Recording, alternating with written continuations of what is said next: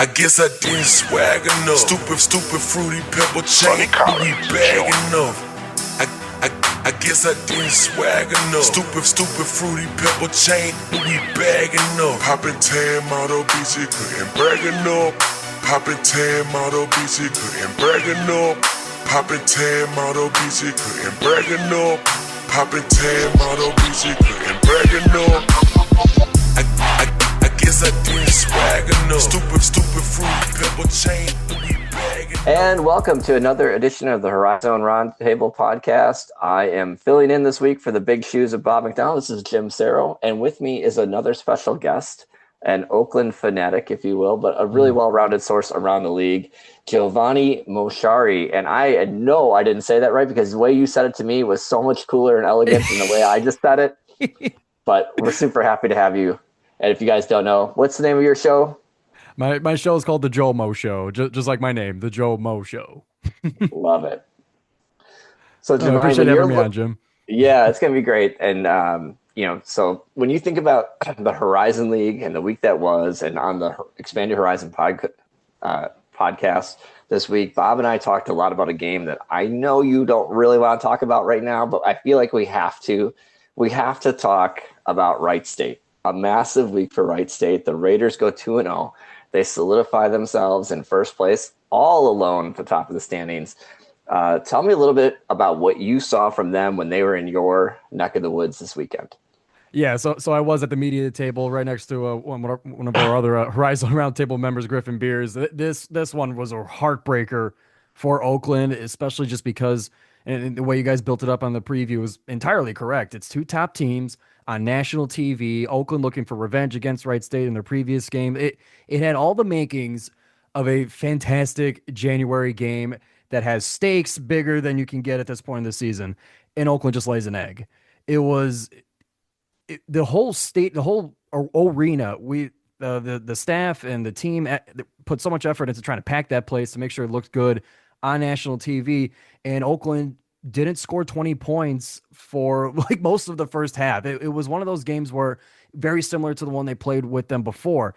It's just the slowest start you've ever seen for such an explosive offense. And yes, they did end up getting to 84 points, but it was shocking, honestly, just given how Oakland has played in the previous games. I mean, I know Cleveland State hasn't been, the hottest team right now, but big scoring against them. Robert Morris, they got shredded by Oakland and just had no chance against Wright State. It was just such a shocker, such a bummer, and you could tell on Campy's face and the players' face too at the postgame press conference. They were heartbroken, just like everybody else in that building that day. So yeah, Jim, I don't want to talk about this. I'm still hurt.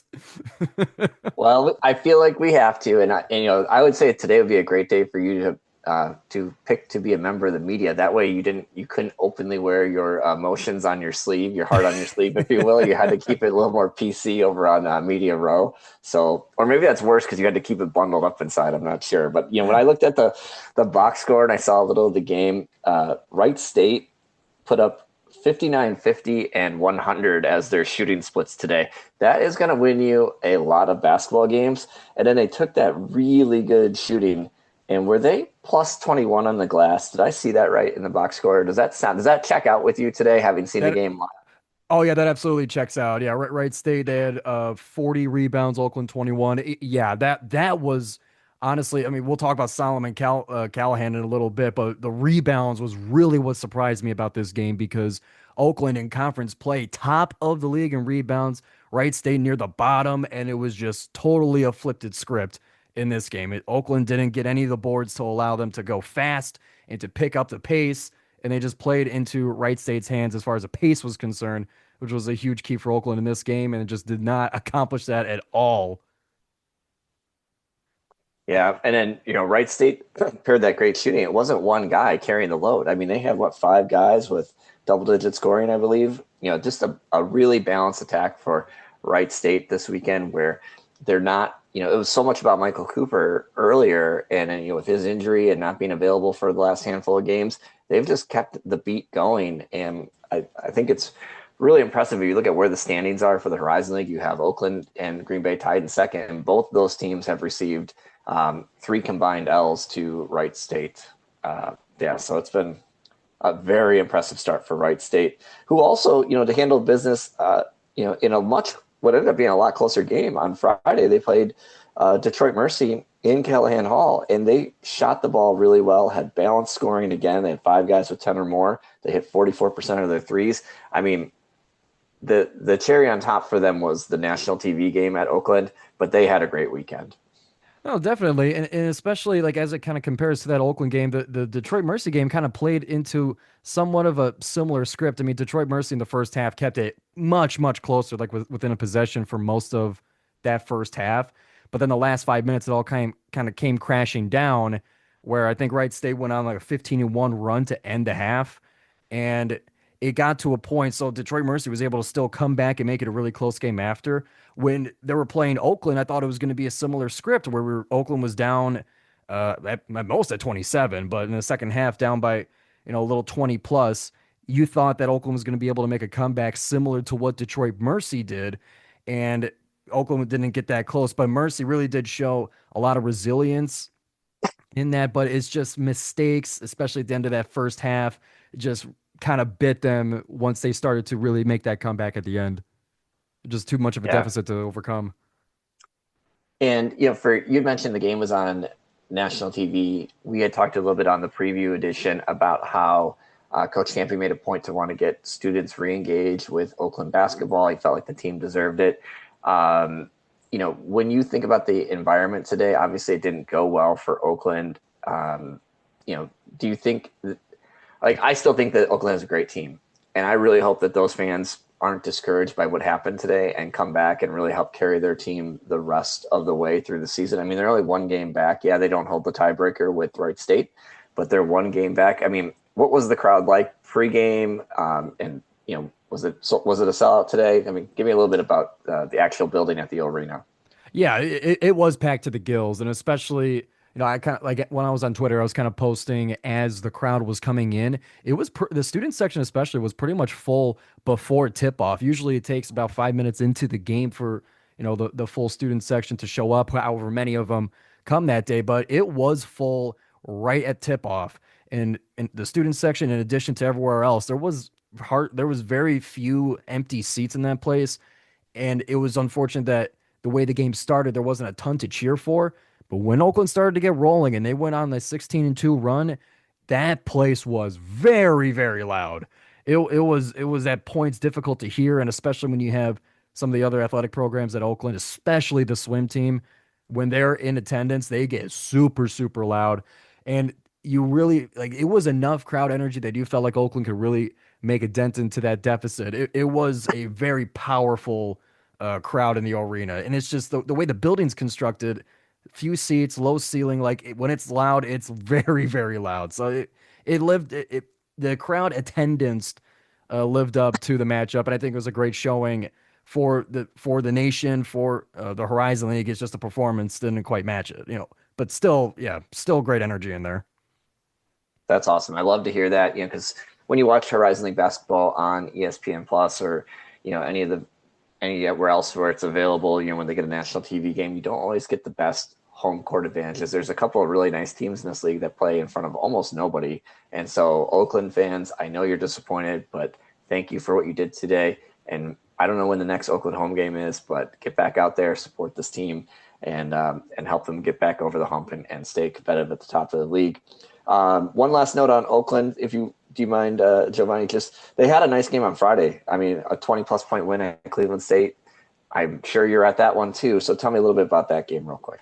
Yeah, that one was kind of the opposite of what we saw against Wright State. Oakland just from the jump, but pretty quickly established themselves with a huge lead and just kind of cruised the rest of the way. They held I think they got up to a 30 point advantage at one point. I'm gonna find I got the box score in front of me here.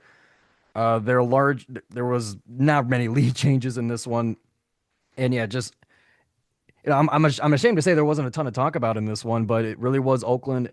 Neither team was shooting the three very well, but it was just a matter of Oakland getting a ton of possessions, 52-39 as far as the rebounding was concerned, even with a slow start for both teams. Just not a ton of shots going in, so a lot of rebounding. but it was pretty much just Oakland had two hands on the wheel and had no business letting go of it and putting it into the Vikings' hands. It just kind of cruised into a 97-74 victory. That really, even in that game, there was a lot of great attendance in that one, just because the whole weekend on campus was really advertised to be a huge one to come out and see. And for that game and the Robert Morris game before that, it really was. So, I wish, especially for Bob's sake, that there was a little more to talk about as far as Cleveland State. But they just been struggling this season and didn't put up much of a fight against the Golden Grizzlies. No, when I look at, I didn't watch that game. I'll be totally honest, because I knew that you would be there, and I saw the score when I got home from Green Bay, and I thought, well, that's not what I need to see. But when I looked at the box score, one thing that really stood out to me, and I thought was super impressive: 23 assists on 32 made baskets. Like that's really good sharing the basketball. Like you can just see like stats like that. Those are the ones that jump out to me as a basketball fan and somebody who loves the game, and say, okay, they won by a lot, and they did it as a complete team. You had very balanced scoring from Oakland in that game, 5 guys, all 5 starters with 12 or more points, and you had 23 assisted baskets out of the 32 that they made. That's sharing the rock at a high level. So I know Oakland fans are probably disappointed with the split, but it's still a really good weekend. So who else had a really good week? And it's not going to be the team that Horizon Link fans think I'm going to talk about, who did have a 2-0 week. I'm going to talk about the other team that had a sneaky 2-0 week, because it was kind of a funky schedule for Purdue Fort Wayne. They played at Youngstown State early in the week, then didn't play on the Friday rotation, and then played at Robert Morris today. And so 2 road wins on the eastern border of the league. And lo and behold, Purdue Fort Wayne, who had been struggling to start the restart of the conference play when they got their doors blown off by Milwaukee. Green Bay worked them at home on New Year's Day, and lo and behold, they put up a 2-0 week and make some move in the standings. Did you happen to catch any of the Mastodons this week? Yeah, I did, and I especially knew for that Wednesday game again at Youngstown State that it was a super close ending, and I was able to tune into the last few minutes of it, where and for Youngstown State, I mean that them also struggling this season, but the last moments of that game, it showed that Youngstown State still has a lot of talent and ability to be a good team, but just the games have not gone their way. In those final few minutes, Youngstown State had multiple chances. They had stops when it was within one possession, but just could not convert them into points. Meanwhile, Purdue Fort Wayne, I mean, they've just been kind of keeping their identity of of great shooting, despite their struggles to rebound. But it was just kind of a tough as nails ending for Purdue Fort Wayne, to 71-69 ending to it. So I was very impressed as far as that last game was concerned, especially because it was on the road at Youngstown State, notoriously difficult place to play.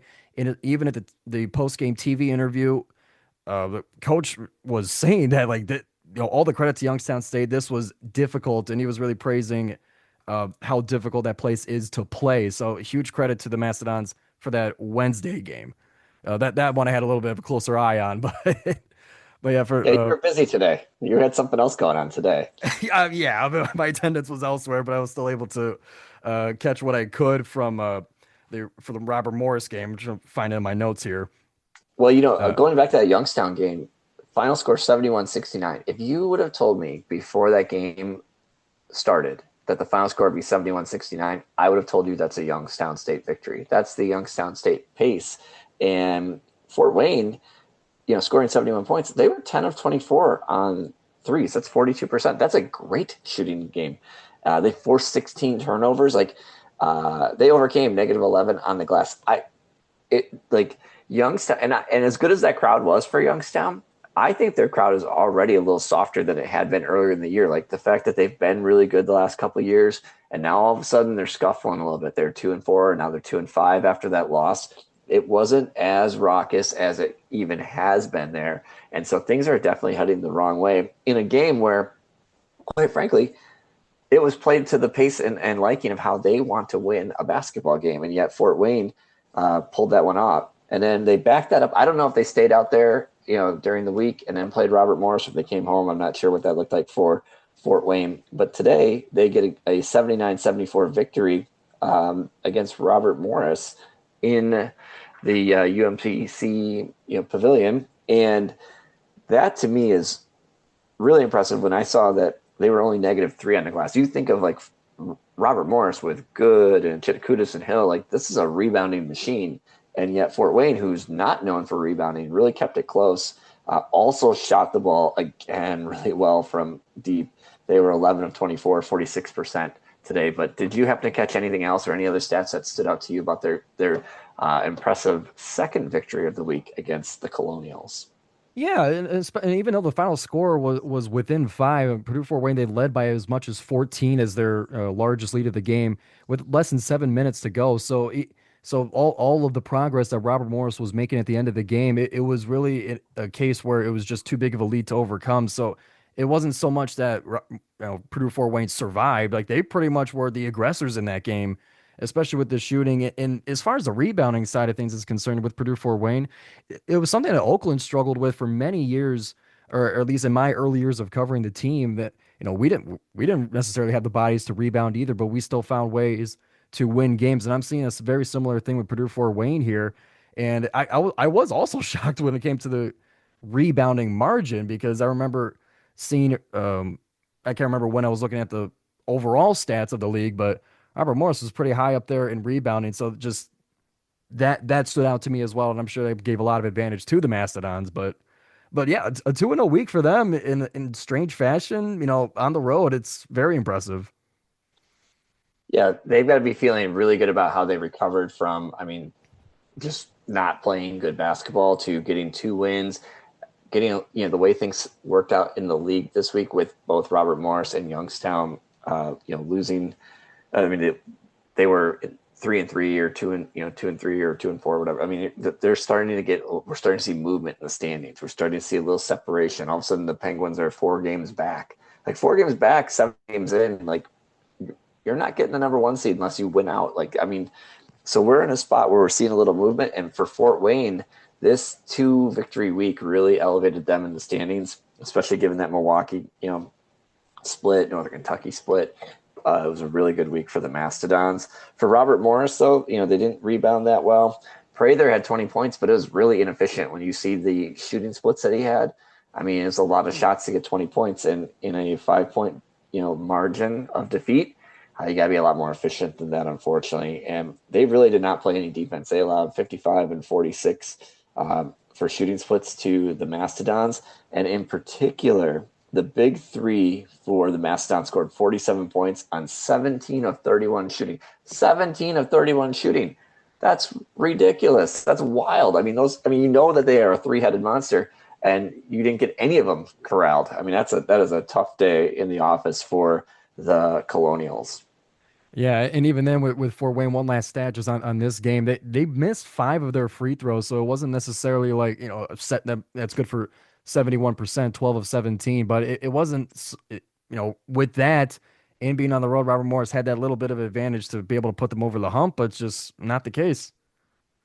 Yeah, we talked about how Robert Morris, like their free throw percentage, they were allowing teams to get to the line, and they had, opponents were hitting like 80% against them, so they're putting the wrong guys on the line. And 71% is not great, but almost every coach would say, okay, that's good enough to win a game.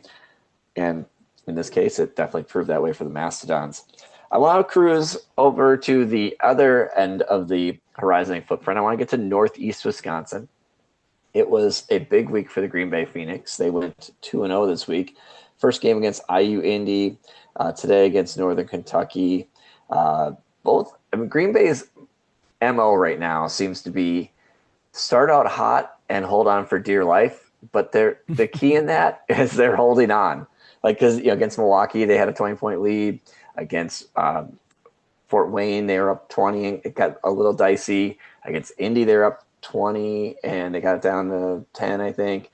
Today they're up 19 and it got down to 2, I think. So I know that Green Bay is my jam, but Giovanni, do you have any thoughts about the Phoenix and the week that was for the Phoenix going 2-0?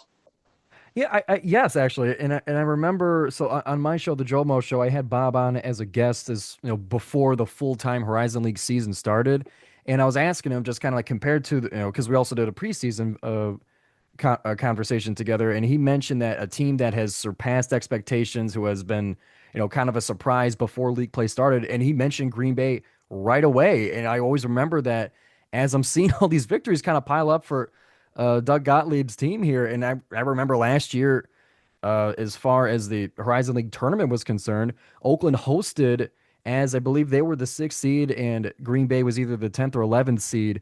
And then to see where they've gone in 1 year's time, I'm very impressed with Green Bay, honestly. I mean, they're tied in the standings with Oakland right now. I would have never thought that, looking at how things ended last year, to see them on equal footing. Yeah. And the thing about these two games that kind of stood out, like last year's Green Bay team, and we talked about it a lot, but they were not a great rebounding team. And against IU Indy, who's not a great rebounding team, Green Bay was plus 15 on the glass. Northern Kentucky's not one of the best rebounding teams, but they still have, two very good functional big guys in Cale Robinson and LJ Wells. Green Bay was plus 9 on the glass today. And Green Bay did not protect the ball particularly well against IU Indy's press. They had 16 turnovers in that game. They only had 9 against Northern Kentucky, who who plays some level of pressing, has a unique defense, plays at a higher tempo. 9 turnovers is really great for the Phoenix.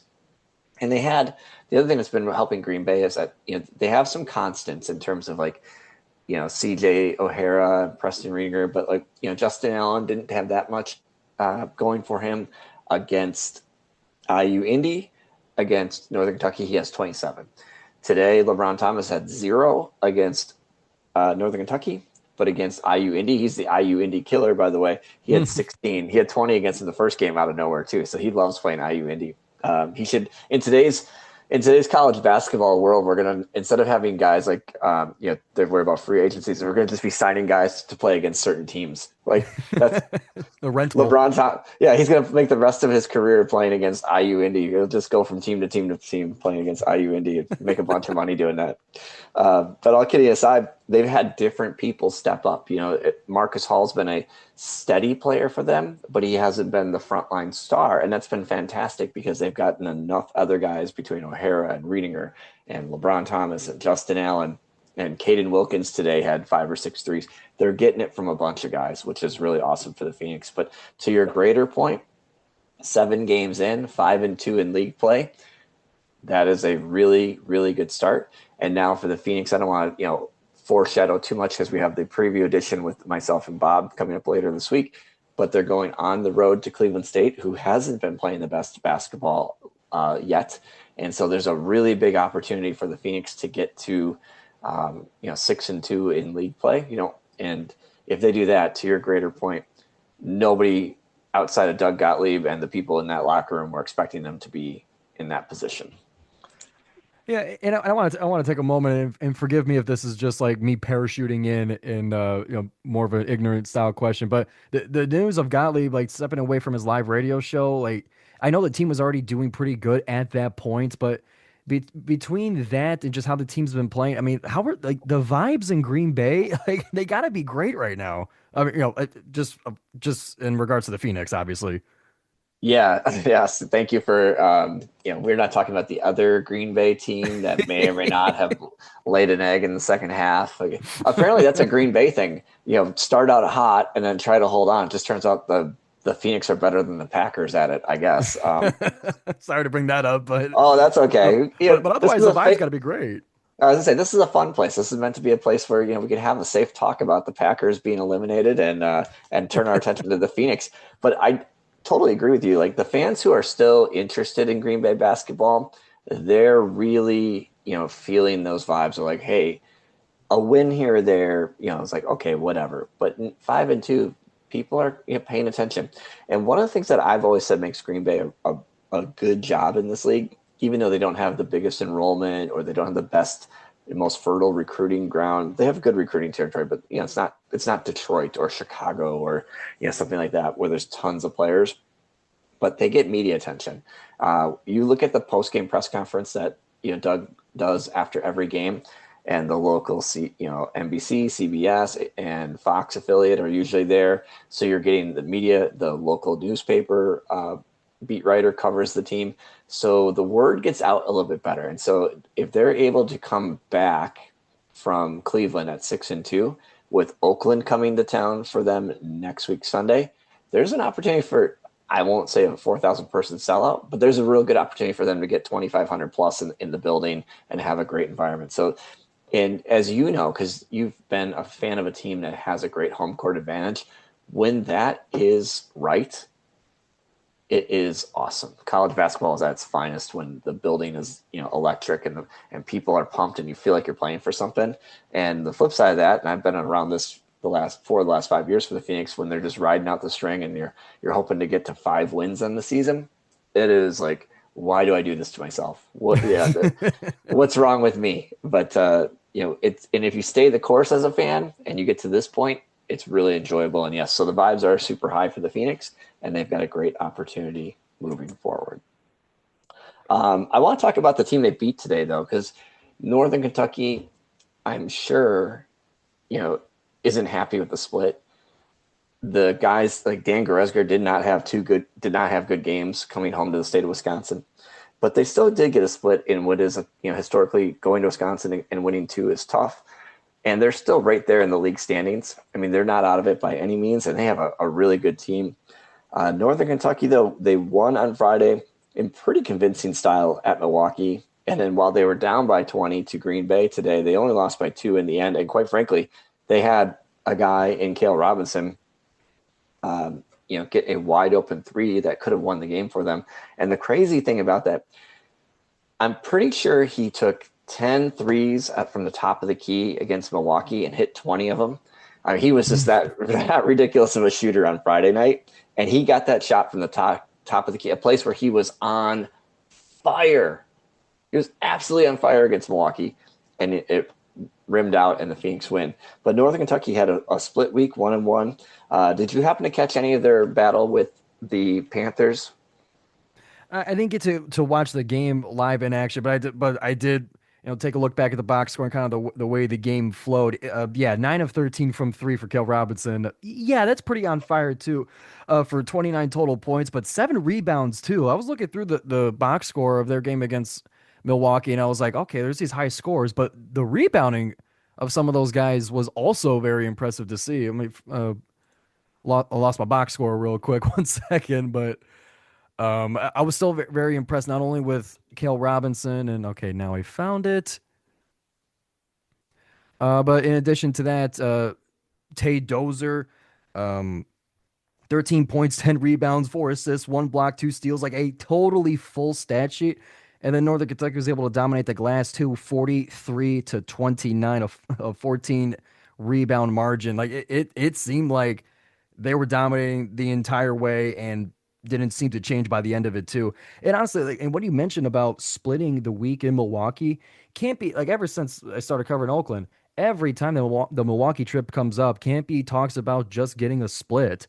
It's never like realistic to really demand a sweep in the state of Wisconsin in this league, just because, especially historically, Milwaukee's been one of the best teams in the league, but also just the fact that, it's a long travel. You're cutting into some of your prep time by going there, especially if you're some of the eastern part of the Horizon League teams coming all the way over west. But it is a split, and maybe it's something to where, as nasty of a taste in your mouth as they might have after the Green Bay game, they got to come away just saying, we split, we're fine, move on. Just don't get too hung up on the individual result. Yeah, and there are some positives too, like in that Northern Kentucky game. You talked about Dozier, like he was burying threes. He had a rebound putback dunk. I mean, I thought they're going to have to do a wellness check on Coach Lundy after that, because he had to call like his third timeout in the first half. I mean, dude was like completely unboxed out, comes flying in and just hammers home a jam. I mean, it was like a great play. Now, Milwaukee did answer with a really nice Aaron Franklin dunk off the short corner right after that. But the point was, like, Dozier is like a totally underrated guy who just does a lot for them. And to your point about when you read his stat line, and then you pair that with, like, Donovan O'Day had a mega trip to Wisconsin, where Goretzka didn't have a great trip back home to Wisconsin. Donovan O'Day, I mean, he might have a Wisconsin driver's license after this, because he had 21 against the Panthers. He had 31 against the Phoenix. I don't think if he missed a shot, I didn't see it today, because he was just that locked in, that good. He had a really, really nice trip to Wisconsin. They had 28 fast break points against Milwaukee. I mean, so they did what they wanted to do. They ran into like a ridiculously hot shooting first half for the Phoenix. And if the Phoenix aren't making 80% of their threes at halftime, they probably don't win the game. So like it was a good trip, not great trip for the Norse, but a good one. And they're still in the positions that they need to get. I mean, I hate saying this because as a fan you want to win the league, but you really want to win the conference tournament, and they're in plenty of good enough shape still to be where they need to be for conference tournament time. So not a bad week, but not a great week for the Norse. And we talked a little bit about the Panthers. I don't want to sleep on one thing for the Panthers is they were already down. John Lovelace before the season, Seth Hubbard, 9 games into the season. Then you have Faison Fields, comes up with an ankle injury. He was wearing a boot in the game on Friday, sitting on the bench. And then Danilo Jovanovic, D'Lo, he hurt himself. I'm not sure what happened on Friday, just wasn't there. And I don't believe he played today when I looked at the box score. So that is a concern. Now, they got that win against IU Indy today by 12, but it was close with like 5 minutes left. It was nip and tuck, and then they just were able to do what they needed to do to pull away and pull out a home victory at the end.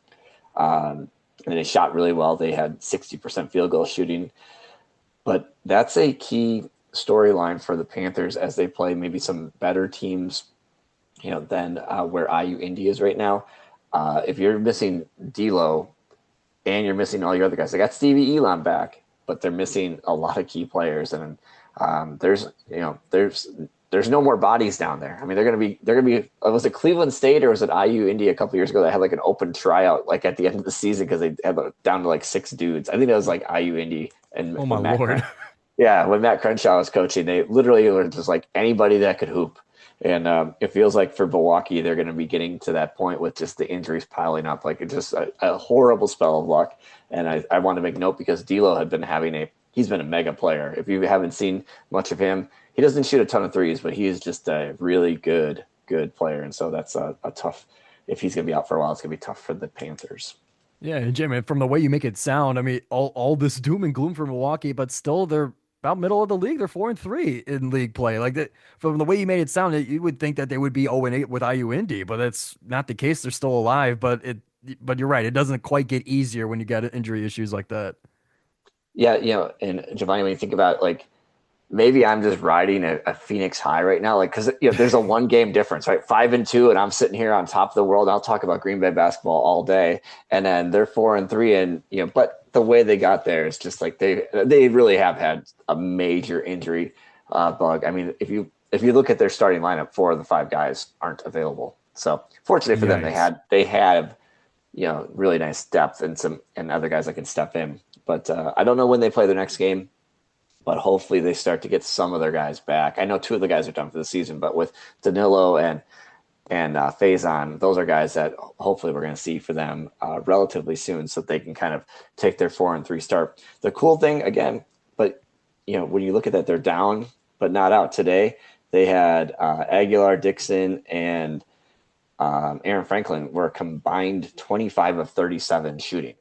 Like, when we're talking about the big 3 for Fort Wayne, 25 of 37. I mean, you're not going to win too many games if you give up that kind of shooting. And of course, IU Indy, in the end, found a way to get a double-digit loss. So, yeah, IU Indy's just been going through it the past few years, man. I don't know if I've seen a rougher stretch for a team in the league than them.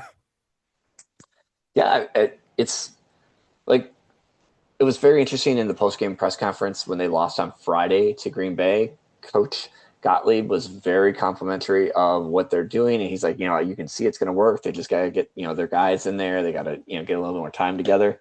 So it's got to be frustrating as for the fans, for the players, for anybody associated with it, because they just haven't had that many close opportunities to win a game. I mean, the most recent time where you thought that they're going to, I mean, today they were in it till late, but when Green Bay came down to their place and played in December, they had, Green Bay had the lead most of the way, but they made a run at it, and then Green Bay had to stabilize and win it. So it feels like it's been a while since they had like a legit shot at a conference win. And did you say they're 0-8 right now? Yeah, way down the bottom. Yeah. So Yeah, it's not going well for them. I mean, they continue to struggle shooting from deep. I mean, what helped them today probably stay a little bit closer is that they shot better overall, 48%. They just took a lot less threes. I mean, against Green Bay, 34 of their 69 shots were from three, and they only shot 24%. Like, if you're taking over half your shots from deep and you're not hitting them, that's not a recipe to win. So they took fewer shots today, hit a little bit better percentage, and they were in the game a little bit closer. But unfortunately for them, um, it has not been an easy first year for Coach Howlett in the Horizon League. I do feel like we need to talk about the other team that's scuffling a little bit, and that is Cleveland State. You saw them firsthand this week. 14 of 27. I know a handful. I think you mentioned Griffin Beers earlier. He, I believe, mentioned how the arena has been a shooter's gym sometimes. 14 of 27 did not prove that right. So that one was really shocking, and I kind of missed it when I was talking in regards to Oakland. But I did preview videos kind of before each game, and yeah, Cleveland State going into it was one of the best 3-point shooting teams, metrically, as far as KenPom is concerned, but especially in the Horizon League, they're pretty much the best 3-point shooting team in the league. And then they weren't. It was very odd to me, but Oakland was no hot shot in that game from deep either. But that one was more or less like that. They definitely had opportunities to. They had open shots, and they just weren't falling. Yeah, because Oakland, and you've been watching Oakland for a while. Like, in the past, they've had some of the most dead-eye shooters in the league. They've had a history of finding guys who are just great shooters. This Oakland team isn't a great outside shooting team. They're not terrible by any means, but this isn't what, a lot of people who've been watching Coach Campy, this isn't what you'd say is maybe one of his, calling card, patented Oakland teams. But Cleveland State has been, the second best 3-point shooting team percentage-wise in the league, and 4 of 27. I mean, that's 15%. That's a special kind of not good. So as a Green Bay fan, I need that to continue for another game on Thursday. But, that is it's just hard to win a game if you put up 27 threes, you only make 4 of them. Foster Wonders, who's a wonderful guy and a good player, he was 1 of 9 for 3. And Josiah Harris rebounded okay, but he had no points. So they did not get anything. At least a saving grace that I saw for Cleveland State this week. They rebounded from a terrible shooting game to today against Detroit Mercy, who is good at defending the 3-point line. They were 15 of 33 on 3. That's 45%. And Jaden Lipscomb had 30 points. So at least, it could have been easy to roll over and be like, hey, this season's not going anywhere, or we just came off a terrible game. But they were ready to go today, and they shot the ball much better. And they had, another guy kind of, underrated, maybe break out a little bit for him with a 30-piece today against Detroit Mercy. But otherwise, I don't think there's too much to talk about for the Vikings of Cleveland State. Sorry, Bob. Hey, if you want to talk about Cleveland State, you got to be here to do it, right? Like, we can't do all his work for them. They don't pay us enough. We didn't talk about one team specifically. We talked about their games a little bit, but Detroit Mercy, they had the great start. And again, another team where they're 4-3 sitting in the middle of the league. They had a split this week, 1-1. They're still in it. They're not out of it by any means. They managed to give Wright State a decent game in terms of the final score. And we talked about the anatomy of how they got there. Maybe wasn't, the best, but, only a 2-point final score defeat to the Raiders. And then they, beat Cleveland State today. Anything, that we need to talk about with the Titans of Detroit Mercy? I know that this is like me talking about the Packers is not your favorite subject as an Oakland guy, but you are in, Southeast Michigan, and that does make you a subject matter expert, for lack of a better way of putting it. Yeah. I mean, I'll be a good sport. I'll talk about them. And no, honestly, I'm excited for Detroit Mercy just because, for me, naturally, underdog, kind of like, from rags to riches, like that's the kind of stuff in sports that I like the most. And especially with what Mark Montgomery has done with this program. Obviously the first season then, was not indicative of what would come, but for this season, it's really seemed to be putting together a lot of their returning players. I mean, they honestly, when I was looking through the box score and I was watching their game against Wright State, I was like, Oh my goodness. Like I remember that name. I remember this name. Like there's a ton of returning players on this team, and it's starting now to show some, to bear some fruit. A lot of their guys from last year were a lot of them were freshmen, Nate Johnson and TJ Nadu specifically, and now they're kind of filling in bigger roles, especially Nadu.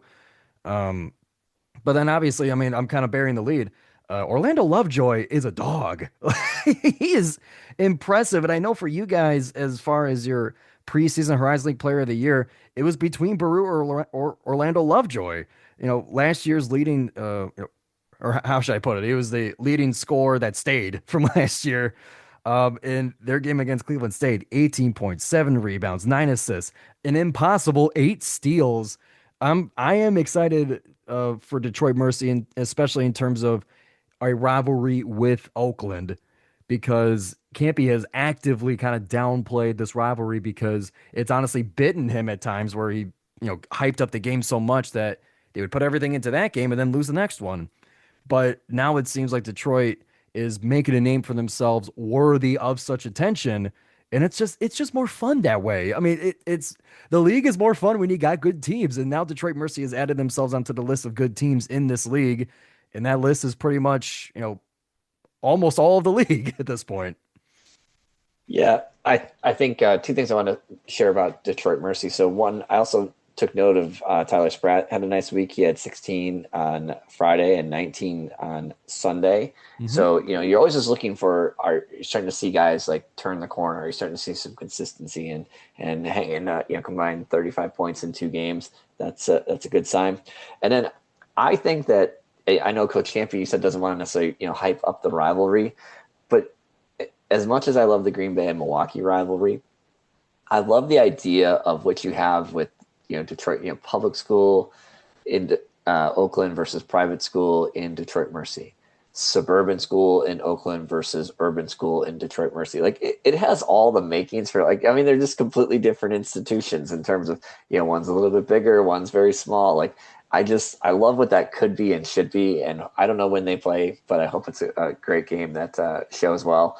And but with that said, because you are our guest this week, I hope whenever that first game is that your Golden Grizzlies get the W, even though that hurts me as a Phoenix fan, trying to get some separation at the top of the standings.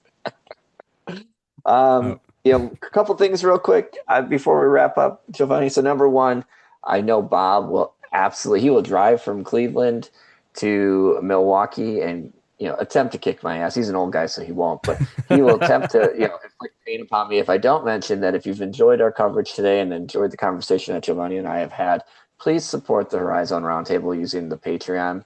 It would be lovely for all the people who are putting in a ton of hard work behind the scenes, for us to be able to to pay them a little bit more money for the articles that they write and all the coverage they provide. So patreon.com, number one. And then number two, as we wrap up, is there, can you just let us know a couple things? One, where can we find you on social media? Two, tell us a little bit about your show, and then anything else that you've got as a last second shout out for this week. Well, I appreciate the opportunity, Jim, but I want to take the first part of it to emphasize I love the work that you guys do, and I want to implore everybody once again to support the Horizon Roundtable, because coverage of leagues like this, where you're kind of lone wolfing it as far as being like the sole beat writer of a certain team, it's not an easy task, and it's only something that can be done with a ton of passion. So you guys especially deserve that kind of support. So to everybody listening, I'll say it now: go support the Horizon Roundtable on Patreon. Now I'll take the selfish route and promote myself. So, please do. Yeah, please do. So for all of you guys who want to find me, I am on Instagram at Mosheri_Giovanni, just first name, last name. And then the Joel Mo Show, which is my Oakland basketball podcast that I started back at WXOU, Oakland Student Radio Station, about 4 years ago. You can find that. Also, it has its own dedicated Instagram page at the GIOMO Show, where I cover Oakland basketball. Is a longer form podcast where each week we'll cover Oakland's games and kind of a heads up as to the games coming.